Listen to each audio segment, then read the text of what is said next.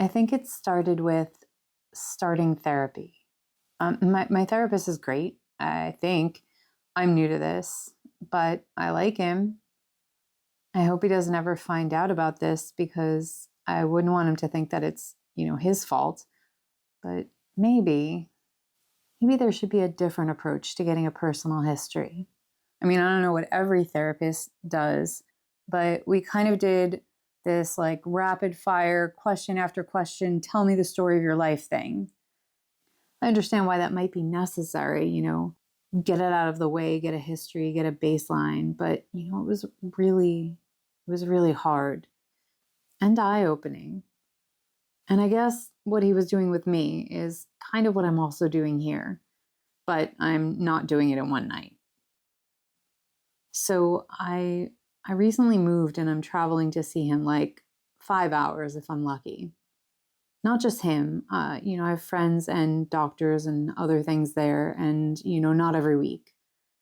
He said he could find me someone where I am, but it took me a while to find one good person that isn't just a prescriber. And also, I am never doing that again, cramming all of the trauma of my life into a 1-hour session. And of course, all he got was the bad. Well, mostly, the fun stuff isn't why we're in therapy, right? So I did open our first session with a joke, which totally fell flat. Maybe he doesn't get a lot of patients that open their first session with a joke. So anyway, after that, the condensed story of my life, I thought about it and realized I have had a really fucked up life. I used to think, for the most part, life has been pretty good. Once I got past childhood, of course, and despite all of the trauma of childhood, I made it out with my shit intact, where most people don't when you've had that messed up of a time. But no, I'm messed up. I think overall I'm a good person and I try to do the right thing. And maybe that was the only metric I was basing it all on, because so many people are so shitty and they just blame it on the shittiness of their upbringing. But I realized there's more to mental health than that.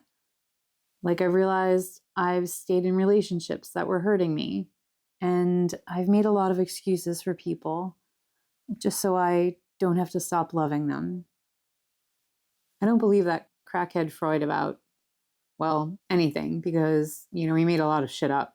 But especially all the shit about your mother being the cause of all your bullshit. But for me, it probably all does go back to my mother, which is maddening. Look, this is how I look at life. You have 18 or so years where you're completely powerless. You have no agency or autonomy, and the people who are in charge of you are mostly self-interested cretins and tyrants, trying to excuse the trauma of their own awful childhood by being awful to you in a similar way.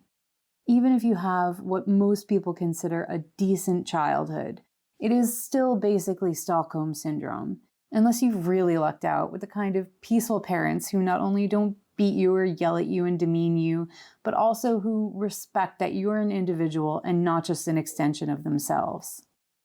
And then you're a young adult where you are probably poor and have no idea what you're doing and are just trying to work out the nightmare that was your childhood.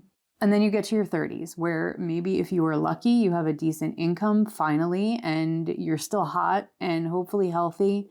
And then you get to your 40s and you are just watching the Four Horsemen get everyone you love until one of them gets you too, or something worse. Life's a piece of shit when you think of it. The end. So what the hell? Life is maybe 10 good years for most people. I just don't think it's worth it. I used to say that all the pain and suffering was worth it for one good party, but I'm not sure anymore. Maybe over time, there's just been too much pain.